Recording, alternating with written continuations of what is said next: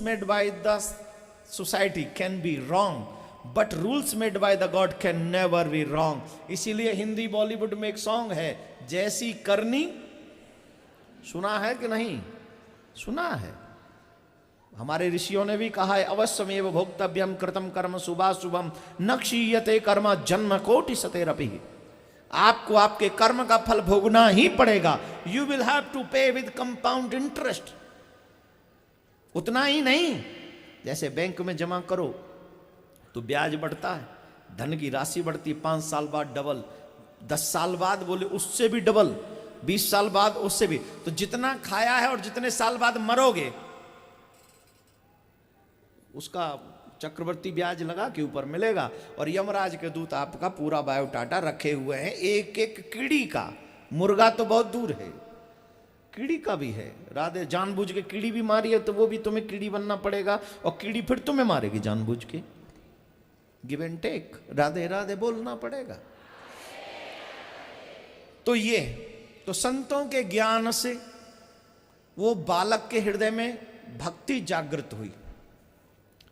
जो बालक अभी तक खेलने कूदने में मन लगाता था, रोज संतों के मुख से भगवान की कथा सुन सुनकर उस बालक को भगवत प्रेम जागृत हो गया।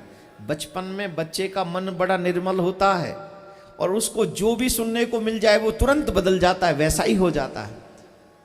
भगवान कहते निर्मल मन जन सो मोहि पावा, मोहि कपट छल छिद्र न भावा। तो बच्चों का मन निर्मल होता है। अभी कथा सुन सुन के किसको लग रहा है हमें भी भगवान का भक्त बनना है? बच्चों से पूछ रहा हूं, बड़ों से नहीं। तुम तो बनोगे, तुम तो दुखियारे हो। और जब दुनिया ठोकर मार दी तो भगवान ही देखेगा, और क्या है? कौन कौन चाहता है? बच्चे लोगों में से किस किस को लग रहा है कि कथा सुन के हमारा भी मन हो रहा है कि अब हम भक्त ही बन जाएं, दीवाने बन जाएं ठाकुर के, नहीं तो बड़े नरक में तो जाना ही पड़ेगा, है ना? ये कथा का असर है। जो एक दिन की कथा तुम्हें इतना बदल सकती है, तो 7 दिन की कथा कितना बदलेगी, और जीवन भर की कथा कितना बदलेगी, आप कल्पना नहीं कर सकते। दासी पुत्र को देवर्षि नारद बनाने वाले संतों का संग क्षण संगेन साधसु। दासी पुत्र को देवर्षि नारद बना दिया। जब चातुर्मास व्यतीत होने पर संत जाने लगे तो वो बालक कह रहा हमें भी अपने साथ ले चलो, अब हम गृहस्थ में नहीं रहेंगे, अब हम आपके साथ चलेंगे। बालक जब ने कहा तो मां रोने लगी, महाराज मेरा तो यही एक है, न पति है न कोई दूसरी औलाद है, यही है, एक ही संतान है, इसे भी आप ले जाएंगे तो मेरा क्या होगा। तब देवर्षि नारद जो पूर्व जन्म में दासी पुत्र थे, उनको कहा संतों ने कि जब तक तुम्हारी माँ है पहले माँ की सेवा करो, और उसके बाद जब तुम हमारे पास आओगे तब तुम को हम अपने साथ रखेंगे। और देखिए क्या गजब की बात है, भगवान से प्रार्थना की उस बच्चे ने कि पहले तो अपनी प्रीति करा दी आपने प्रवचन सुनवा सुनवा कर, और अब जब प्रीति हो गई तो अब दूर रख रहे हो हमसे, अपने आप से हमको। एक विघ्न क्यों दे दिया फिर माँ? भगवान बच्चों की सुनती बहुत जल्दी है ना। भगवान सुन लिया, उस बच्चे की मां को सर्प ने डस लिया और उसकी मृत्यु हो गई। और बच्चा सब क्रिया कर्म करके भगवत तपस्या करने के लिए निकल पड़े, और फिर भगवान की तपस्या की। और जब भगवान की तपस्या की तो आकाशवाणी हुई कि तुम इस जन्म में नहीं, अगले जन्म में तुम हमारे पार्षद बनोगे। तो अब वो बालक कह रहा है जब ये जन्म में हम आपके दर्शन ही नहीं कर सकते तो ये जन्म किस काम का, अब इसे भी पूरा करो। तब वो बालक देवर्षि नारद के नाम से जाने गए, और वही दासी पुत्र देवर्षि नारद के नाम पहचान होती है उनकी। राधे राधे बोलना पड़ेगा। अब मैं सिर्फ एक बात जानना चाहता हूं, दासी के पुत्र को नारद बनाने में किसका हाथ है? किसका? जोर से बोलिए। संतों का। पक्का ना? एक संतों का और दूसरा खुद का। संतों ने जो सत्संग दिया, उसने वो सत्संग अडॉप्ट किया, एक्सेप्ट किया, और सिर्फ सुनाई नहीं, जीवन में उतारा। जीवन में उतारा भी, उसे फॉलो किया है। हम लोग सुनते तो हम भी हैं सत्संग, लेकिन उसे फॉलो नहीं करते, ये प्रॉब्लम है। तो संतों ने देवर्षि नारद बना दिए। तो वेद व्यास जी से कहा, महाराज अब आप भागवत की रचना करिए। तब भागवत की रचना हुई और वो भागवत श्री सुखदेव जी को सुनाई गई। और सुखदेव जी महाराज सिर्फ इस भागवत के लिए वापस लौटे अपने पिता के यहाँ, सिर्फ इस भागवत के लिए। अब यहां से आगे महाभारत का प्रसंग। महाभारत के प्रसंग को आप और हम थोड़ा ध्यान लगाकर सुने। महाभारत हम सबके घरों में भी होता है। महाभारत की वजह क्या है? बोले द्वेष, ईर्ष्या, लालच। जिनके मन में लालच है, जिनके मन में द्वेष है, वहां महाभारत है। जहां दूसरे की डिसरिस्पेक्ट है, जहां कोई सम्मान नहीं करना चाहता, वहीं महाभारत है। और आज आप अपने हमारे घरों में देखेंगे, अब बड़ों का वो सम्मान नहीं मिलता है जो मिलना चाहिए। क्यों? क्योंकि हमारे बच्चे शास्त्र ज्ञान नहीं जानते, और जो जानते हैं वहां बड़े लोग नशे हैं, नशे में पड़े हैं, उल्टी सीधी चीजें खा के गिरे पड़े हैं। दुर्योधन का विनाश किसी और ने नहीं किया, पांडवों ने दुर्योधन का विनाश नहीं किया, दुर्योधन का विनाश खुद दुर्योधन ने ही किया। आप इस बात को समझ लीजिए कि आप अपना विनाश खुद करते हो। आपके कर्म आपका विनाश और विकास करते हो, आपके कर्म। इंग्लिश में एक बात है, respect yourself. If you respect yourself then you will be respectable. और आज व्यक्ति अपने सम्मान पाना तो चाहता है, पर करता खुद भी नहीं अपना। दुर्योधन को समझाने के लिए भगवान गए। देखिए, सुनिए, ये बड़ी विचित्र बात है, कैसी विचित्र घटना है। जो मूर्ख लोग होते हैं वो किसी के समझाने से नहीं समझते, किसी के भी, चाहे भगवान ही क्यों ना हो। स्वयं त्रिलोकीनाथ जगतपति श्री कृष्ण शांति दूत बनकर दुर्योधन को समझाने के लिए गए और दुर्योधन से कहा, देखो भाई, युद्ध मत करो, युद्ध करने में कुछ नहीं रखा, आधा राज्य तुम ले लो, आधा राज्य अपने भाइयों को दे दो। लड़ते क्यों हो? बोले आधा राज्य में नहीं दे सकता। बोले कोई बात नहीं, 5 नगर दे दो। बोले नहीं दे सकता। बोले ठीक है, 5 गांव दे दो। बोले नहीं दूंगा। 5 महल दे दो। बोले वो भी नहीं दूंगा। 5 घर तो दे दो, महल मत दो, घर बना के दे दो। बोले वो भी नहीं दूंगा। बोले 5 झोंपड़ी तो दे दो जिसमें 5 और रहने, पर युद्ध मत करो। दुर्योधन ने श्री कृष्ण से कहा, विना युद्धेन केशवः, हे केशव, मैं बिना युद्ध के सुई की नोक के बराबर भी जमीन नहीं दूंगा, पृथ्वी नहीं दूंगा। वीर भोग्य वसुंधरा, ये जो पृथ्वी है ये वीरों के लिए भोग्य है। युद्ध करो, मुझे परास्त करो और ले लो, सारा राज्य ले लो, आधा क्यों, पर बिना युद्ध के मैं सुई की नोक के बराबर भी पृथ्वी नहीं दूंगा। श्री कृष्ण ने कहा, दुर्योधन ये तो पाप है। युवा लोग ध्यान से सुनेंगे, युवाओं को बड़े ध्यान से सुननी है ये बात। श्री कृष्ण ने कहा ये तो पाप है कि तुम उनका हक उनको नहीं दे रहे हो। तो दुर्योधन बड़ी शान से कहता है, बड़े अभिमान से कहता है, बोले हां मैं जानता हूं ये पाप है। जानामि धर्मम नचमे प्रवृत्तिम, जानामि अधर्मम नचमे निवृत्तिम। ऐसा मत समझना कृष्ण कि मैं धर्म नहीं जानता हूं, मैं धर्म जानता हूं, लेकिन मैं धर्म करूं ये मेरा स्वभाव नहीं है। और मैं अधर्म को भी जानता हूं, लेकिन मैं अधर्म को छोड़ दूं ये भी मेरे बस में नहीं है। आज का युवा, मैं सबकी बात नहीं कर रहा हूं, आज के काफी युवा माथे पे तिलक लगाते हैं, गले में कंठी पहनते हैं। यहां पर ऐसे काफी युवा बैठे हुए हैं, माथे पे तिलक लगाकर और कंठी पहनकर, हाथ में कलावा बांधकर भगवत नाम स्मरण करते हुए बैठे हुए हैं यहां पर। तो मैं सबके लिए नहीं कह सकता हूं, ये बात सब पे लागू नहीं है, लेकिन जो अपने आप को मॉडर्न कहते हैं, जो आप अपने आप को बड़ा फास्ट समझते हैं, वो कुछ ऐसा समझ ले अपने आप को दुर्योधन की तरह है कि जब आपको आपके बड़े समझाएं और आपको अहंकार के वशीभूत होकर वो बात समझ में नहीं आए, और ऐसा होता है 14-15 साल के बाद, ये जो एज है ना 14-15 साल के बाद वाली, इसमें माँ बाप सबसे बड़े दुश्मन नजर आते हैं और फ्रेंड सबसे ज्यादा हितैषी नजर आते हैं। एम आई राइट या रॉन्ग? जवाब दीजिए। हामी सब भर रहे हैं सब। तो ये सब करती क्यों है हम? जब मुझे ये पता है, एक बात जीवन भर याद रख लो, तुम्हारे माँ बाप तुम्हारे साथ कभी बुरा नहीं कर सकते। उन पे डिपेंडेबल रहो, उन पे भरोसा करो। ज्यादा कुछ नहीं तो तुमसे डबल जिंदगी तो जी ली है उन्होंने, तो तुमसे ज्यादा दुनिया जानते हैं। और नॉलेज बुक्स के थ्रू नहीं आती है। बुक्स के थ्रू तो तुम कुछ पार्ट समझ सकते हो, नॉलेज एक्सपीरियंस से आती है।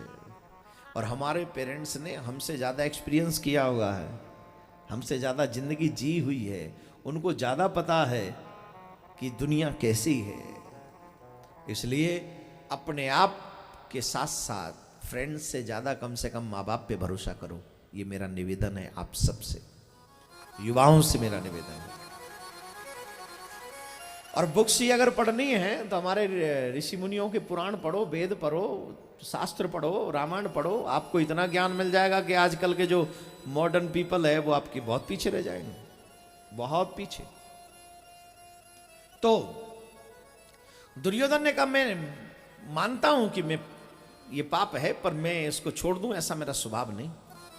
भगवान ने कहा ये ठीक नहीं है। दुर्योधन ने कहा मैं झुक नहीं सकता, मैं टूट सकता हूं। भगवान ने कह दिया अब तुझे तोड़ के दिखाएंगे। जो झुकता नहीं है, सच यही है कि वही टूटता है। बोलो राधे राधे।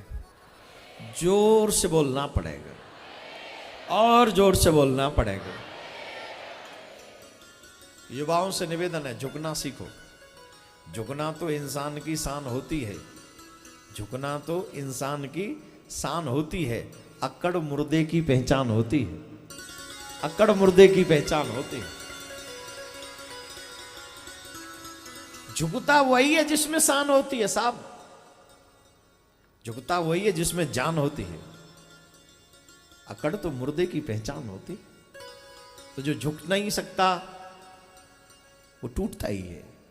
कंस भी टूट गया, रावण भी टूट गया, हिरण्यकश्यप भी टूट गया, दुर्योधन भी खत्म हो गया। तो बताइए जब ऐसे ऐसे लोग चले गए तो तुम कौन से खेत की क्या हो? We are nothing, really we are nothing. एक तेज हवा आ जाए, ठंड लग जाए तो उसी में कह देते डॉक्टर ही इज नो मोर। एक हवा आ जाए ठंडी सी, पर आप लोग तो देवलोक के पास ही है ना, आपको कहां ठंड लगती होगी। हम लोग मृत्यु लोक से आए, ठंड तो हमको लगती है। कल से मैं जब से यहाँ आया हूं, परसों से, मुझे लगता है कि अधिकांश रजाई और कंबल में बैठा रहा हूं मैं। मुझे लग रहा है कि यहाँ ठंड है। हमारी मृत्यु लोक में इतनी नहीं है नीचे, तो यहाँ थोड़ी, यहाँ देवताओं को जो माहौल अच्छा लगे वो करते हैं। भगवान श्री कृष्ण जिसे समझाए और उसकी समझ में ना आए, उसे आप क्या समझेंगे? इसी को कहते हैं विनाश काले विपरीत बुद्धि।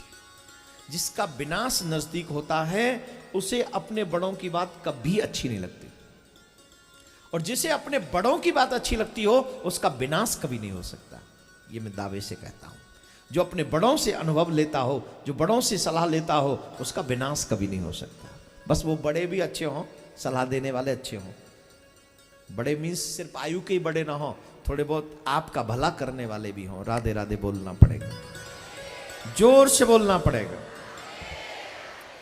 तो कुल मिला के महाभारत का युद्ध हुआ। महाभारत के युद्ध में पांडवों की विजय हुई, धर्मराज को राज्याभिषेक हुआ, और राज्याभिषेक के बाद पितामह भीष्म से मिलने के लिए सभी लोग गए। श्री कृष्ण और पांचों पांडव और द्रौपदी श्री पितामह भीष्म से मिलने के लिए पहुंचे। और जब पितामह भीष्म से मिलने के लिए पहुंचे तो यहां की दो घटनाएं हैं जो मैं आपसे शेयर करना चाहता हूं। पहली घटना, जब श्री पितामह भीष्म जब भगवान श्री कृष्ण से संवाद कर रहे थे तो अचानक से द्रौपदी मुस्कुरा दी। और जब द्रौपदी मुस्कुराई तो पितामह भीष्म ने पूछा, बेटा क्यों हंस रही हो? बोले नहीं पितामह, कोई बात नहीं। बोले नहीं, बिना वजह के अच्छे घर की बहू बेटियां हंसा नहीं करती, कोई तो वजह है जिसके लिए तुम हंसी हो, कोई तो वजह होगी। बोले नहीं पितामह, क्षमा कर दीजिए। बोले नहीं नहीं बेटा, कोई बात है, बताओ क्या बात है।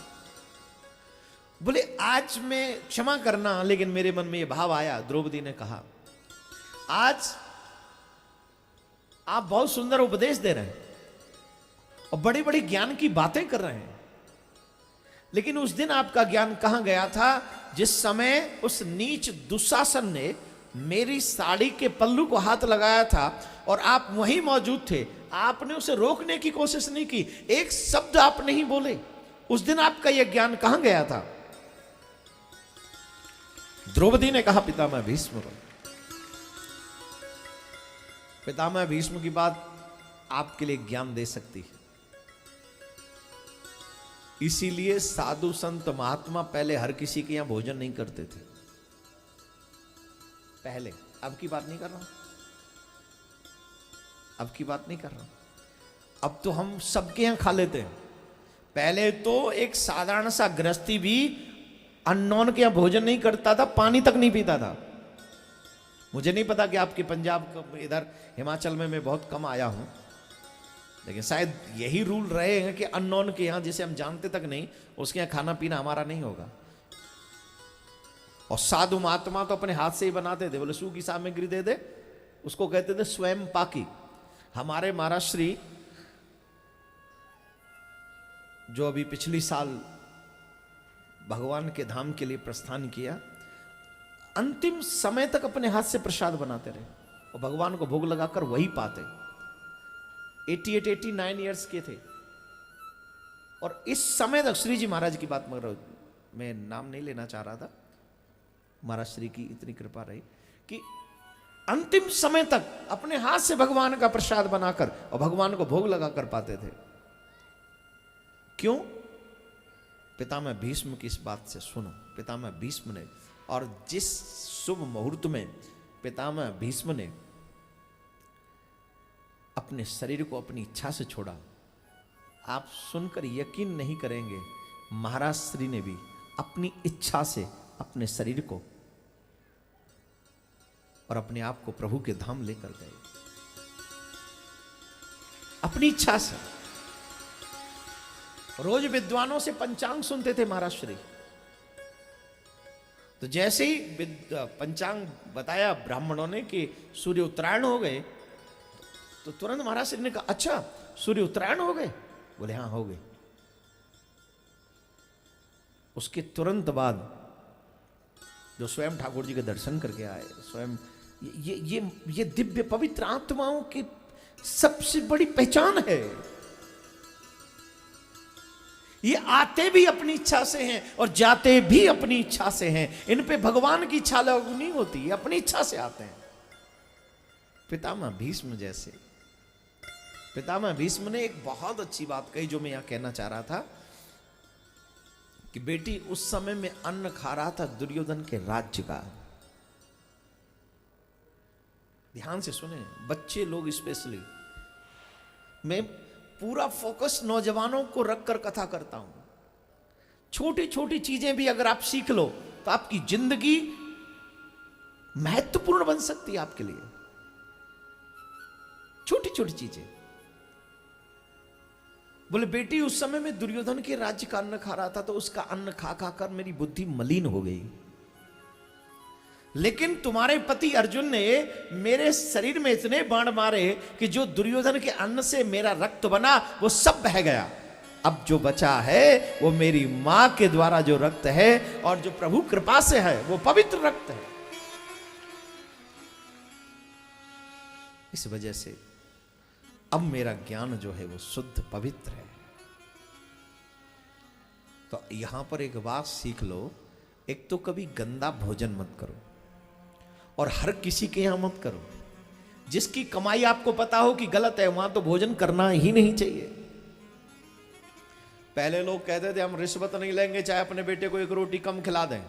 आजकल कहते बेईमानी के खिलाएंगे। तो जो बेईमानी के अन्न से, रिश्वत के रोटी से खा के जो बच्चे बड़े हुए हैं वो अपने तुम्हारे साथ ईमानदारी करेंगे, ये कल्पना भी बेकार है। बंद करो ये सोचना।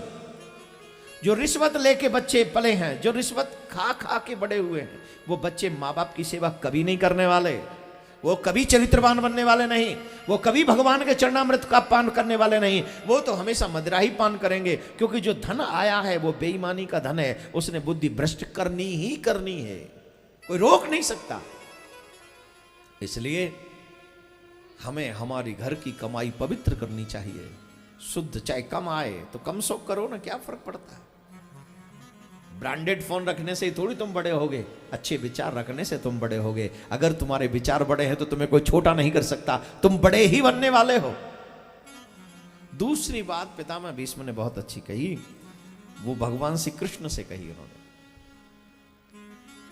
पितामह भीष्म कहते हैं, हे कृष्ण, मैंने तुम्हारे बारे में सुना है कि तुम ब्रज में माखन चुराते थे। श्री कृष्ण मुस्कुरा दिए, बोले कि ब्रज में माखन चुराते थे यहां तक तो बात ठीक है, लेकिन मैंने पहला शख्स ऐसा देखा है जो युद्ध में भी चोरी कर रहा है। आपने युद्ध में भी चोरी की। भगवान बोले मैंने युद्ध में, मैंने ना तो युद्ध किया न मैंने युद्ध में चोरी की। बोले क्यों झूठ बोलते हो छलिया। अरे ये तो जो कह रहे थे मैं लड़ रहा हूं, मैं भिड़ रहा हूं, मैंने इतने मार दिए, मैंने इतने मार दिए, ये तो सब दिखावटी सो था। असली युद्ध तो कृष्ण ही लड़ रहे थे, मैंने देखा है अपनी आंखों से। पितामह भीष्म कह रहे मैंने अपनी आंखों से देखा। क्या देखा है? बोले आपने चोरी की युद्ध में। बोले मैंने चोरी? कौन सी चोरी की? बोले आपने तो ऐसी चोरी की जिस चोरी को करने के बाद कुछ बाकी बचा ही नहीं। बोले बताओ तो सही क्या चोरी की। बोले सुनो, जो कोई भी योद्धा अर्जुन से युद्ध करने आता और जब आप देखते कि वो योद्धा, सामने वाला योद्धा बलवान हो रहा है, स्ट्रांग हो रहा है, अर्जुन पर हावी हो रहा है, तब मैंने आपको चोरी करते हुए देखा। पर क्या? बोले जब कोई सामने योद्धा अर्जुन के ऊपर हावी होता था उस समय आप अपने तेज को बढ़ा लेते थे, मुखारविंद की सुंदरता को बढ़ा लेते थे, इतना बढ़ा लेते थे, इतना बढ़ा लेते थे, आपके मुख की शोभा इतनी बढ़ जाती थी। कितनी? कि सामने वाला योद्धा आपके मुख की शोभा देखने में लग जाता था और वो युद्ध करना भूल जाता था। और जब वो युद्ध करना भूल जाता था तो अर्जुन उसे मार डालता था। लोग कहते थे अर्जुन ने मार दिया, पर मैंने देखा है उसे अर्जुन ने नहीं मारा, उस योद्धा को तो तुम्हारी सुंदरता ने मार दिया। तुम्हारी सुंदरता ने उन्हें मारा है, तुमने उसका चित्त चुराया है। जो योद्धा अर्जुन पे हावी होता था आप उसका चित्त चुरा लेते थे। क्या चुराते थे? इसको कहते हैं मोहिनी शक्ति, सबको मोह लेती है। और कृष्ण जैसे, इसीलिए तो इनका नाम मोहन है, जो मोह ले वो मोहन। अरि चित चोर लियो कनाई, तन मन की सुध बिसराई। गाना मत, समय कम है। बोले जो इनकी प्रीति में बह जाता है क्या होता है? मेरो बिसर गयो घर अंगना है। जैसे घरवार की सुध भूल जाए वो युद्ध करेगा। सजनी अब चैन परे ना है, ओ मन सावरी सूरत भाई। क्या भाई? जोर से बोलो। ओ मन सावरी सूरत भाई, तन मन की सुध बिसराई। हरि चित चोर लियो है कनाई, तन मन की सुध बिसराई। मैंने आपको युद्ध में चोरी करते हुए देखा है, आपने चोरी की। कृष्ण मुस्कुरा दिए। और सच तो यही है, पूरा युद्ध तो लड़ा कृष्ण ने ही है। और सच यही है मेरे प्यारे हो, आप तो कहते हो कि घर को मैं संभालता हूं, आपके भी जीवन में जो युद्ध चल रहा है इसे भी तो कृष्ण ही लड़ रहे हैं, क्योंकि होता वही है जो मेरे कृष्ण को मंजूर होता है। बाकी का हम और आप तो सब पत्ता पत्ता डाली डाली मेरा श्याम बसदा, सारी सृष्टि दाए मालिक मेरा श्याम सावरा, पत्ता पत्ता डाली डाली मेरा श्याम बसदा। बताएंगे आपको बाद में। तो पितामह भीष्म स्तुति कर रहे हैं श्री कृष्ण की। हे प्रभु, सदैव देवो भगवान प्रतीक्षताम, कलेवरम यावदिदं हिनोम्यहम्, प्रसन्नहासा रुडलोचनोलसन्, मुखाम्बुजोध्यान पतश्चतुर्भुजः। पितामह भीष्म श्री कृष्ण से कहते हैं, हे प्रभु, आपका ये जो प्यारा सा मुख है, जब मेरे प्राण इस तन से निकले, गोविंद नाम लेकर मेरे प्राण तन से निकले, भगवान से ये मांगो कि मेरे अंतिम समय तुम्हारा नाम जरूर निकल जाए।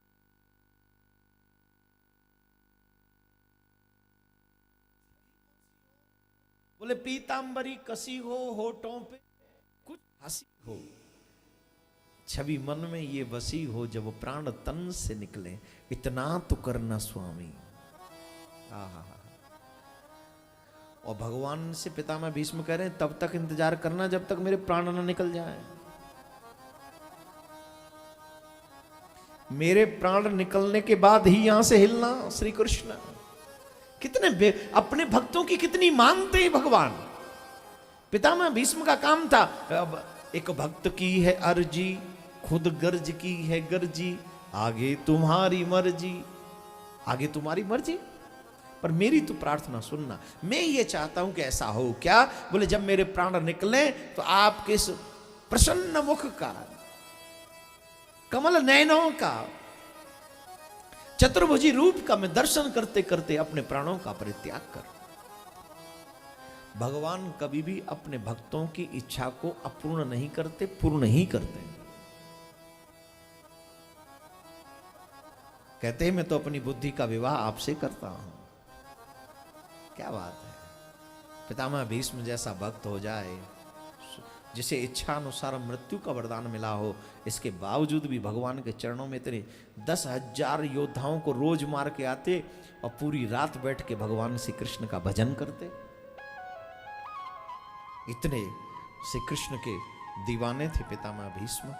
ये पूरी कथा तो फिर कभी आपको अनेक अनेक, क्योंकि एक ही जगह पर सारे प्रसंग नहीं कह देते, कहीं कुछ ऐसे। तो लौट कर आए भगवान श्री कृष्ण, कुंती बुआ के पास में गए और कुंती से कहा, बुआ हमसे कोई वरदान मांग लो, हम जा रहे हैं द्वारिका। श्री कृष्ण से कुंती बुआ कहती है, आप मुझे वरदान दोगे जो मैं मांगूंगी? बोले अवश्य, इसलिए तो कह रहे हैं कि कुछ मांग लो, जो आप मांगोगी वही हम दे देंगे। आप क्या चाहिए आप बताइए तो सही।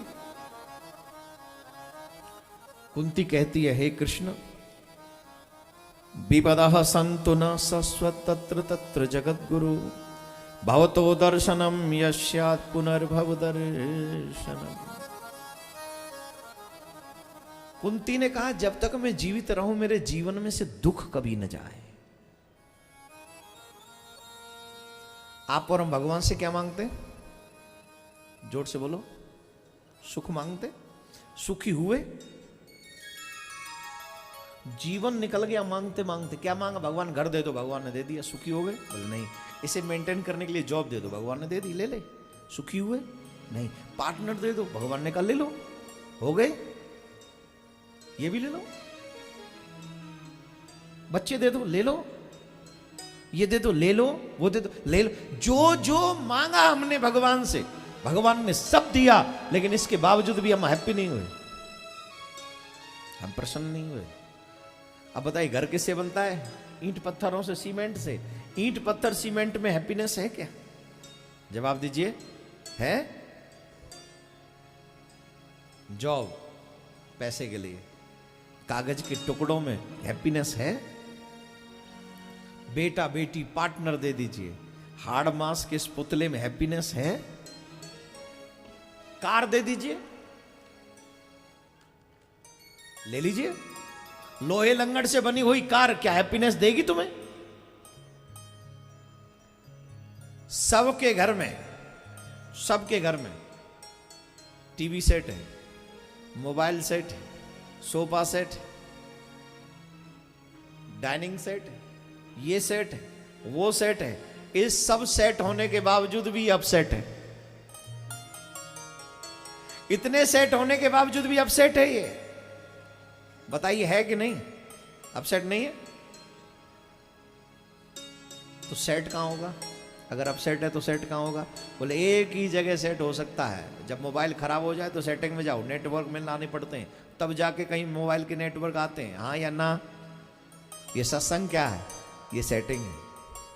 जब आप सत्संग में आते हो और अपना नेटवर्क सर्च करते हो और जब सही कंपनी पकड़ लेते हो तो आपका कनेक्शन परमात्मा से हो जाता है, निश्चित तौर पर हो जाता है।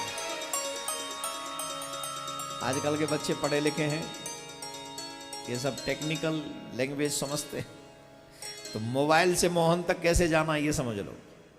मोबाइल में भी नेटवर्क सर्च करना पड़ता है और सत्संग में भी तुम्हें वही नेटवर्क सर्च करने को मिलता है। मोबाइल में सिम डालना पड़ता है। सिम क्या है साहब? सिम क्या है? सिम है गुरु के द्वारा दिया हुआ मंत्र है, ये सिम है। और जिसके कान में गुरु के द्वारा दिया हुआ मंत्र का सिम पड़ जाता है, उसे सुधरने में फिर टाइम नहीं लगता है। ये जीवन ही मोबाइल है। इसे चार्ज करना पड़ता है, चार्जर पे लगा के करना पड़ता है कि नहीं? ये जीवन मोबाइल है। सिम क्या है? गुरु मंत्र। ये क्या है? सत्संग क्या है? बोले सेटिंग। यहां सर्च करो, नेटवर्क सर्च करो। और ये चार्जर क्या है? जब आप मंदिर जाते हो, जब आप ठाकुर के दर्शन करते हो, इसलिए तो सुबह शाम जाते हैं। आपका मोबाइल रात में चार्ज होता है कि नहीं? और फिर सुबह चार्ज होता है कि नहीं? सुबह शाम आप चार्ज करते हो। मंदिर सुबह शाम जाना चाहिए, और जैसे आप मंदिर सुबह शाम जाते हो तो आप चार्ज हो जाते हो। भगवान का दिव्य दर्शन करके आप ऊर्जावान हो जाते हो। और क्या क्या है? वहां भी बटन दबाना पड़ता है। जो बटन दबाओगे फोन वहीं मिलेगा। ये बटन क्या है? ये बटन ही आपका कर्म। जैसे कर्म करोगे फोन वहीं मिलेगा। बुरे कर्म करोगे तो यमराज को मिल जाएगा, और अच्छे कर्म करोगे तो मोहन से फोन मिलेगा ही मिलेगा।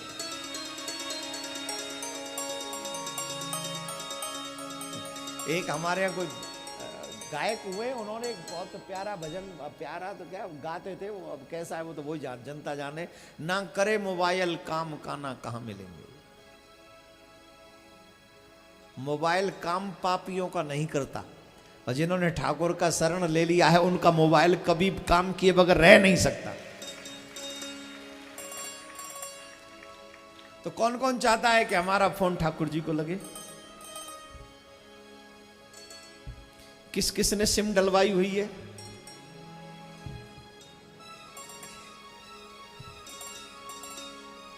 बिना सिम के तो काम नहीं करेगा ना। अब किस किस ने सिम डलवाई हुई है? नीचे करो, नीचे करो हाथ। किस किस ने सिम नहीं डलवाई हुई है वो हाथ उठाएं जरा कृपा करके। जिन्होंने दीक्षा नहीं ले रखी, मतलब जिन्होंने गुरु मंत्र नहीं ले रखा, वो हाथ उठाइए। और पापी कहीं के। अब बताओ, बिना सिम के मोबाइल काम करेगा? अगर चाहते हो कि तुम्हारा मोबाइल काम करे तो सबसे पहले किसी, मतलब जिनमें भी आपकी श्रद्धा है, ऐसे गुरु की शरण में जाकर पहले उनसे दीक्षा ले लीजिए। जैसे सिम डलेगी, मंत्र डलेगा, तुम्हारे मोबाइल तुम्हारा वर्क करने लग जाएगा, वर्क करने लग जाएगा। और हां, यहां एज इफेक्ट नहीं है कि हम 50 साल के होंगे तब करेंगे, नहीं। अगर 5 के भी समझदार हो तो ले सकते हो, ये सिम डलवा लो। तो ये याद रखें, मांगते सुख हैं लेकिन आती तो चीजें हैं वो दुख के लिए।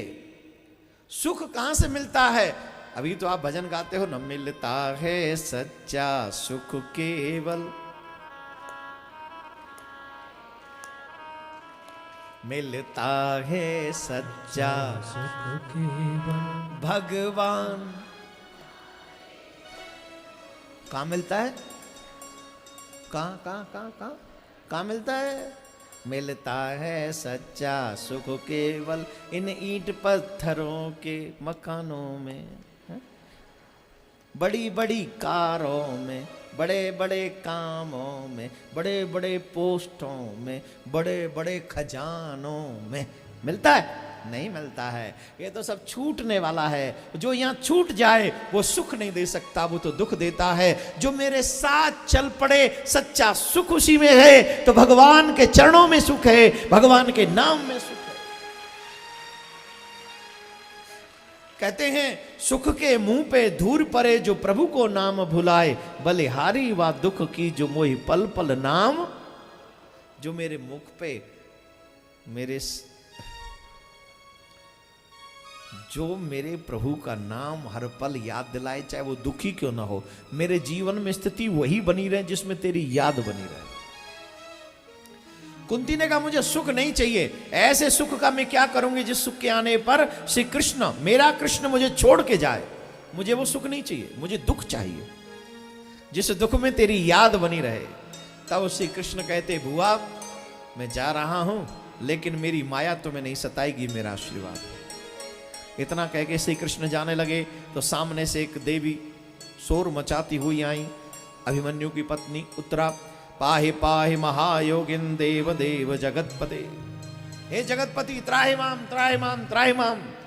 कृष्ण बोले क्या हुआ? बोले महाराज कोई मेरे गर्व को जला देना चाहता है। ध्यान देने योग्य बात है। एक बात ध्यान से सुनेंगे। जिस समय अभिमन्यु का वध हुआ, उत्तरा उस समय सती होना चाह रही थी। उत्तरा उस समय सती होना चाह रही थी। तो सब लोग समझा रहे थे कि नहीं नहीं ये ठीक नहीं, ये ठीक नहीं, ये ठीक नहीं। कृष्ण ने भी समझाया तो बड़ी मुश्किल से समझ में आई।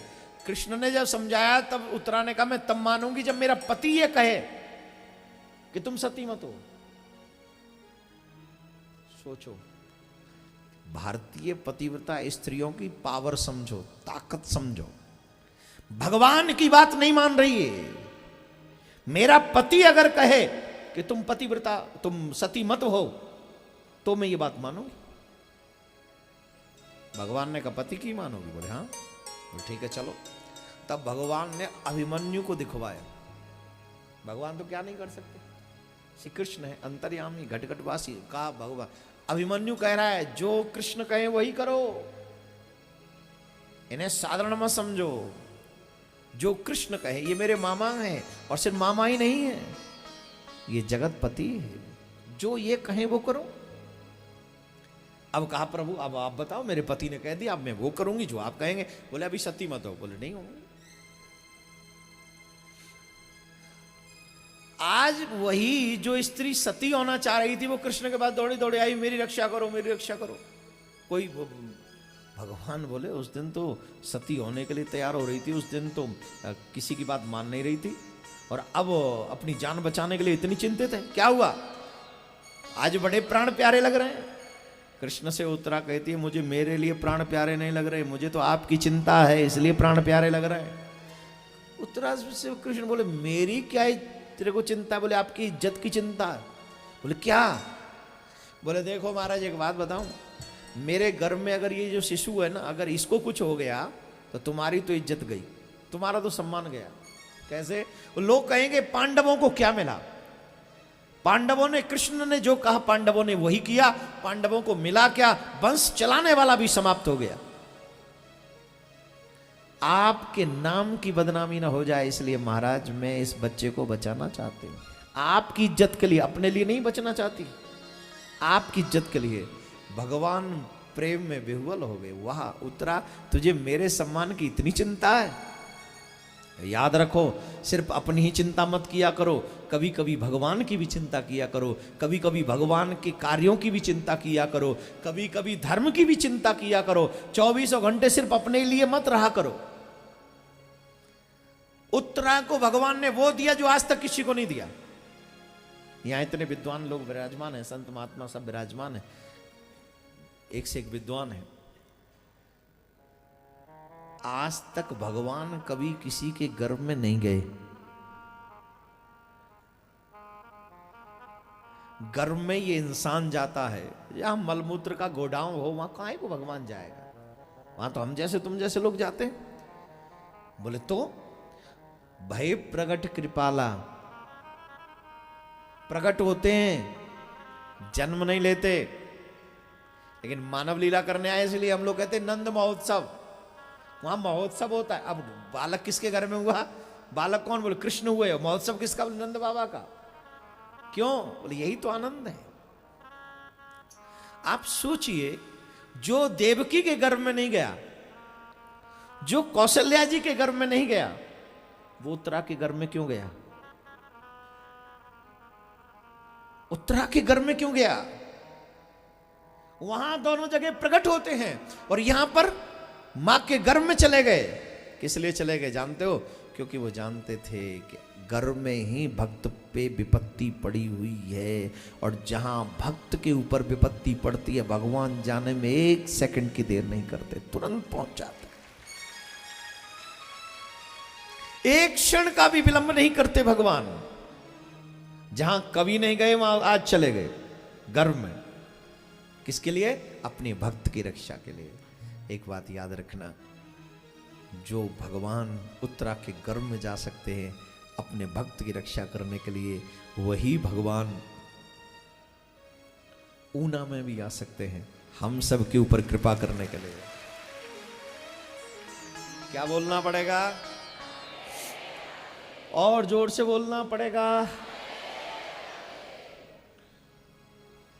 10-15 मिनट और हैं कि कथा पूरी करूं?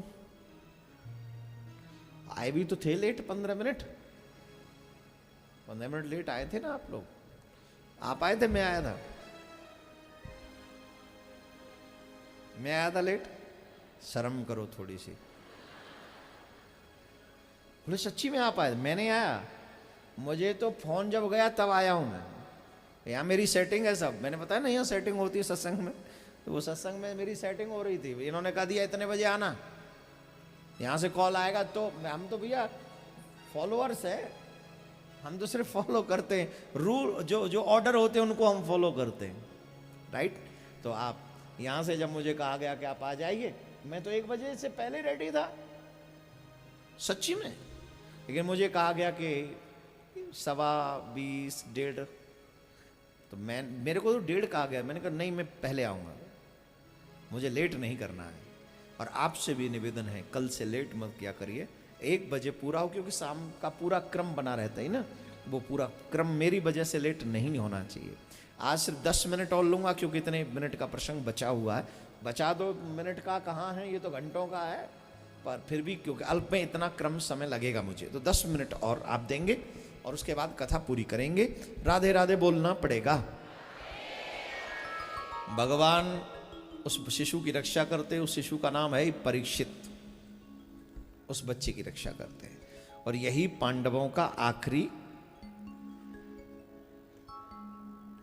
दीपक वंशज है। अगर इसको कुछ हो जाता तो पांडवों का राधे राधे, फिर वंश नहीं चलता। इसलिए भगवान ने इस बच्चे की रक्षा वहां पर जाकर की है।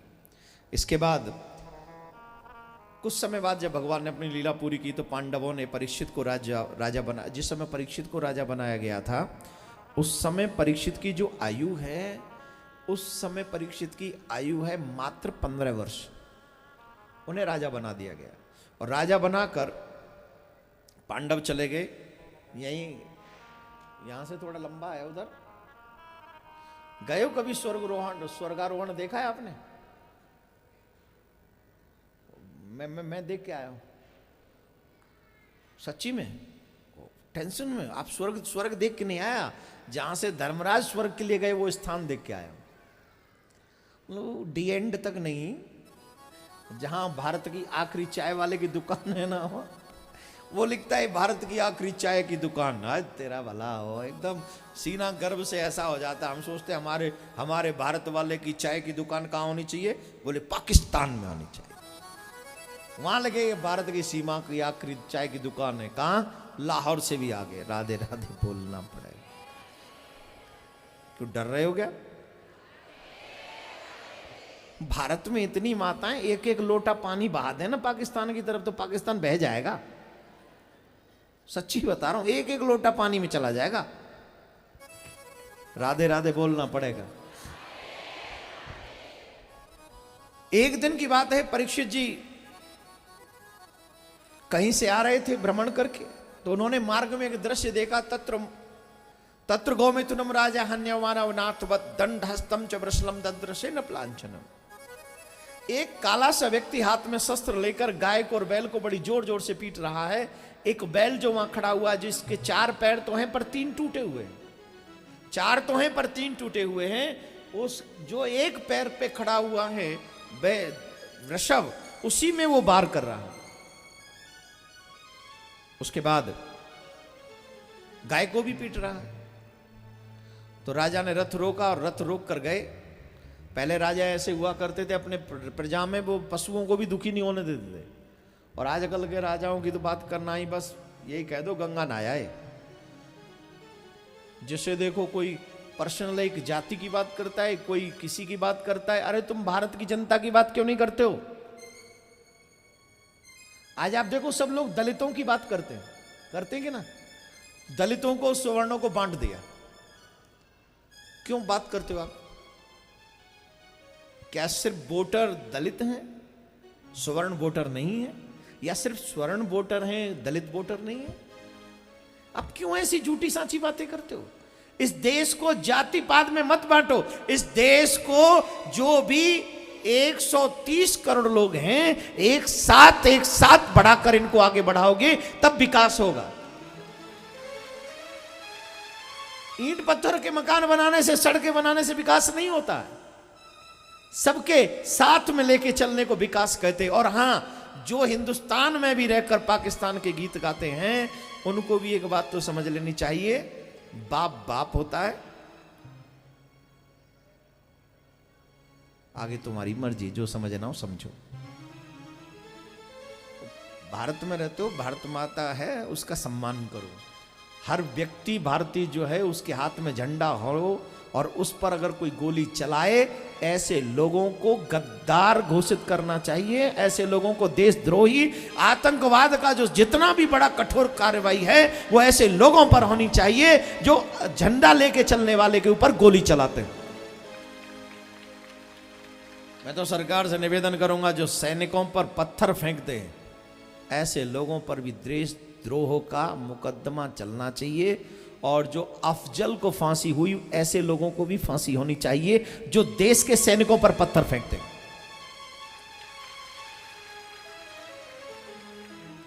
देश की सेना ही है जो हम सबका मान सम्मान गौरव बचा। खैर आइए हम कथा की ओर बढ़ें। पूछा परीक्षित जी ने, आप कौन हैं? तो वृषभ ने कहा, मैं धर्म हूं, बैल के रूप में। सतयुग, त्रेतायुग, द्वापर युग, एक एक चरण टूटता गया मेरा। सतयुग में 4 थे, त्रेता में 3, द्वापर में 2, और अब एक चरण और टूट गया, अब बचा है 1। और जो एक चरण बचा है, तप, दया, दान और शौच, 4 चरण हैं धर्म के। तप, दया, दान और शौच। अब बताइए, कोई तपस्या करता है क्या? आप लोग तपस्या करते हो? की है कभी? एक पैर पे खड़े हो सकते हो? हो सकते हो? पानी में खड़े होकर ठंडी में, अभी यहां तक गर्मियों में आग लगाकर चारों तरफ बीच में बैठकर भजन करना, ये तप है? हमारे ऋषि मुनि करते हैं। तपस्या नहीं है, पवित्रता है। पवित्रता है। रसोई में, किचन में चप्पलों के साथ जाके भोजन बनाते हो, पवित्रता है। आपकी रसोई में काटे जाते हैं लोग, जीव हत्या होती है रसोई में, पवित्रता है। और तो और भोजन भी करते हैं तो पैरों में कुछ पहन के करते हैं, शूज उतारते नहीं है। आजकल के लोगों को तो शूज उतारने में बड़ी दिक्कत है, उसके साथ भोजन करता है। अरे जिसके लिए 8 घंटे 12 घंटे तो मेहनत करते हो भोजन के लिए, वही भोजन करने की जब बारी आती है तो शूज पहन के करते हो। शर्म करो, आप अन्न भगवान का अपमान करते हो। ऐसे लोगों को दरिद्री बनने में ज्यादा टाइम नहीं लगता है। कभी भी पैरों में पहनकर ना तो भोजन बनाना चाहिए और ना ही भोजन करना चाहिए। कोई भी चमड़े की चीज आपकी बॉडी पर नहीं होनी चाहिए जिस समय आप भोजन करें, याद रखिए इस बात को। कोई भी चमड़े की चीज, तब होगी पवित्रता। रोज गऊ के गोबर से चौका नहीं लगा सकते तो गंगा जल रोज आपकी रसोई में छिड़काव होना चाहिए। रोज गंगा जल, जमुना जल, जो भी जल आपके यहां पवित्र नदियों का हो उससे। तपस्या नहीं है, पवित्रता नहीं है। अब क्या बचा? दया। दया है क्या? पड़ोसी भूख से मर जाता है, हम उसे पूछने नहीं जाते। दया नाम की चीज नहीं। हमारी वजह से रोड पे, हाँ एक बात और बता दूं, सरकार ने ये कानून बनाया है, अगर हम रोड एक्सीडेंट में किसी की हेल्प करेंगे तो हमारी मर्जी के बगैर सरकार हमसे कोई पूछताछ नहीं करेगी, पुलिस वाले हमसे पूछताछ नहीं करेंगे। तो अगर आपको लगता है कि मेरी हेल्प से कोई बच सकता है तो प्लीज आप लोगों की हेल्प कीजिए। एक प्रार्थना और कर दूं मैं भारत की जनता से, एक्सीडेंट के बाद जो आप जो करता है उसे जो आप मारते हो ना, ये गलत है। तुम अपने घर का गुस्सा वहां उतारते हो उस बेचारे पे, नहीं उतारना चाहिए। कई लोग हेल्प करना भी चाहते तो इस डर से नहीं करते कि अगर मैं रुक के इसे हॉस्पिटल लेके जाऊंगा तो ये जनता इकट्ठी होकर मुझे मार देगी। इसलिए सबसे हाथ जोड़ के प्रार्थना कर रहा हूं, जो व्यक्ति एक्सीडेंट कर चुका हो उसे गलती सुधारने का मौका दिया करो, आप उस पे हाथ मत उठाया करो, वरना ऐसे ही लोग एक्सीडेंट में मरते रहेंगे। ये भी हमको सीखना चाहिए। दया करो, दया। घर का गुस्सा रोड पे मत उतारो, दया करो। न तो पवित्रता है, न दया है, न तपस्या है। अब क्या बचा? कलयुग में बचा है एक चरण धर्म का, वो है दान। गौ से पूछा, मां आप कौन है? बोले मैं हूं पृथ्वी, गौ के रूप में, और मैं इसलिए दुखी हूं क्योंकि मेरे से बाल हत्या नहीं बर्दाश्त होती, और कलयुग में बाल हत्या बहुत होती है, इसलिए मैं दुखी हूं। बोले दुखी कौन कर रहा है? बोले कलयुग, ये कलयुग खड़ा है। तो भगवान परीक्षित जी ने हाथ में खड्ग निकाली, बोले मैं इस कलयुग को ही समाप्त कर दूंगा, न ये कलयुग होगा न ये समस्या होगी। तो जैसे ही कलयुग को मारने के लिए गए तो कलयुग ने भी कहा, महाराज सुनो, कृपा करके एक बात मेरी भी सुन लो, मारने से पहले आखिरी प्रार्थना। बोले क्या? सतयुग, त्रेता युग, द्वापर युग, इन तीनों युगों में घनघोर तपस्या करनी पड़ती है, उसके बाद कहीं जाकर कल्याण होता है। लेकिन महाराज हम आपको एक बात बताएं, कलयुग में जीव की मुक्ति का बड़ा सरल साधन है, बड़ी सरलता से जीव की मुक्ति हो जाती है। बोले कैसे? हरे नामैव हरे नामैव हरे नामैव केवलम कलो नास्तैव नास्तैव नास्तैव गतिरन्यथा। कलो केवल कीर्तनार्थ। सिर्फ कलयुग में भगवान के नाम का कलो केशव कीर्तनार्थ। अगर हम भगवान के नाम का जाप करें, कीर्तन करें, इतने में हमारा बेड़ा पार है। बोलो राधे राधे। बोले ठीक है, तो हम तुम्हें मारेंगे नहीं, तुम्हें रहने के लिए कुछ जगह दे देते हैं। और भगवान परीक्षित जी ने कलयुग को रहने के लिए 4 जगह दी। वो 4 जगह हैं, दूतम पानम स्त्रिया सोनम यत्रा धर्मस चतुर्विध। जहां द्यूत मतलब जुआ खेला जाए वहां रहो, और जहां पर मदिरापान हो वहां रहो, जहां कुसंग हो, स्त्री गमन हो वहां रहो, और जहां हिंसा होती हो वहां रहो। ये 4 जगह। तो कलयुग चरणों में गिर पड़ा, महाराज मेरी फैमिली बहुत बड़ी है और आप अभी अभी मेरे गुण से प्रसन्न हुए हैं कि मुझ में ऐसा है कि नाम लोगे भवसागर से तर जाएंगे, तो एक गुण तो अच्छा है, तो एक कमरा तो अच्छा दे दो। ये आपने सारी बुरी जगह मेरी ही किस्मत में लिख दी, एक कमरा अच्छा दे दो। बोले क्या चाहिए? बोले स्वर्ण में निवास दे दो। तथास्तु बोल दिया, एवं मस्तु। और राजा प्रसन्न थे तो मना कैसे करते? और स्वर्ण में निवास। अब आप लोग कहेंगे महाराज स्वर्ण में भी कलयुग का निवास है। बोले हाँ, भागवत में एक जगह ऐसा प्रसंग आता है जहां पर भगवान कहते हैं कि जो स्वर्ण है उसमें मेरा निवास, धातुओं में मैं स्वर्ण हूं। अब मामला, अब यहां परीक्षित जी ने कलयुग को निवास दे दिया। तो बात अब कैसे समझे? बोले बात सीधी सीधी समझ लो, जो बुराई से कमाया हुआ धन है उसमें गोल्ड है, उसमें कलयुग का निवास है।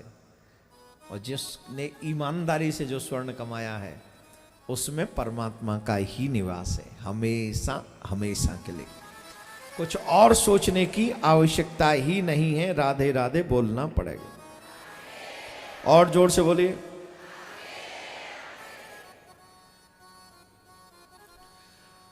तो सबसे पहले राजा के सर पे बैठ गए। वो जरासंध वाला मुकुट था सर पे स्वर्ण का, बैठ गए और लौट के आ रहे थे तो समीक ऋषि के आश्रम में पहुंचे।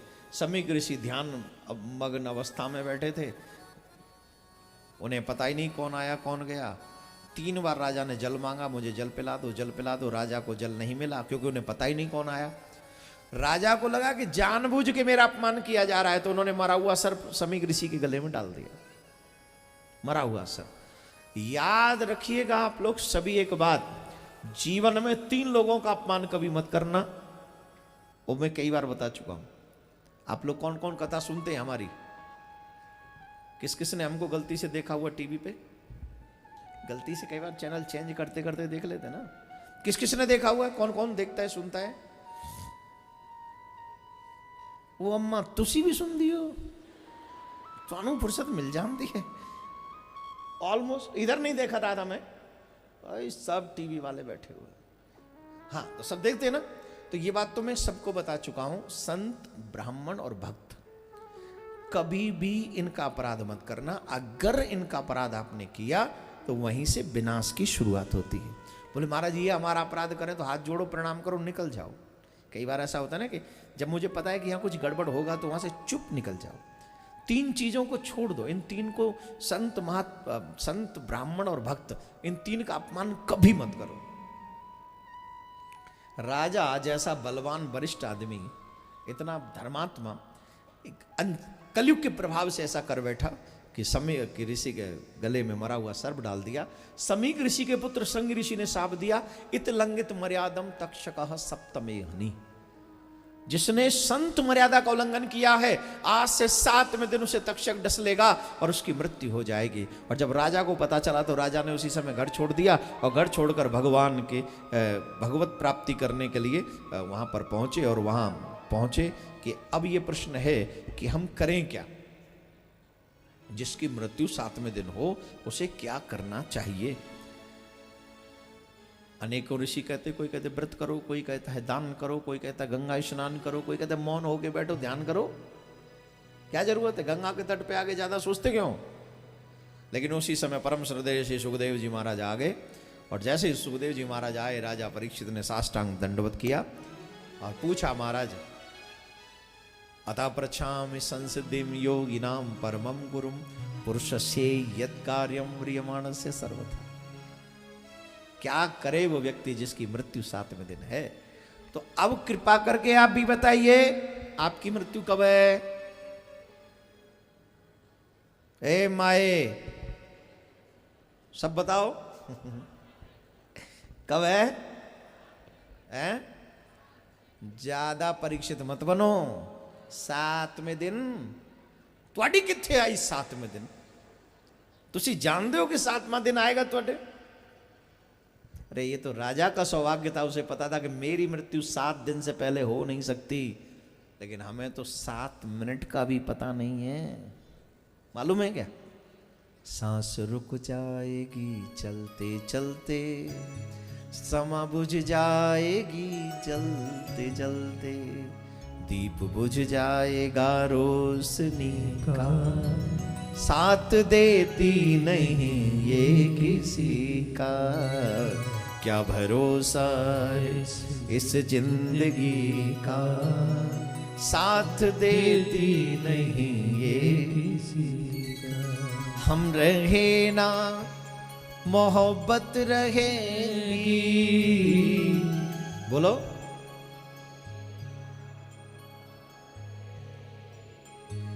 दास्ता अपनी दुनिया कहेगी,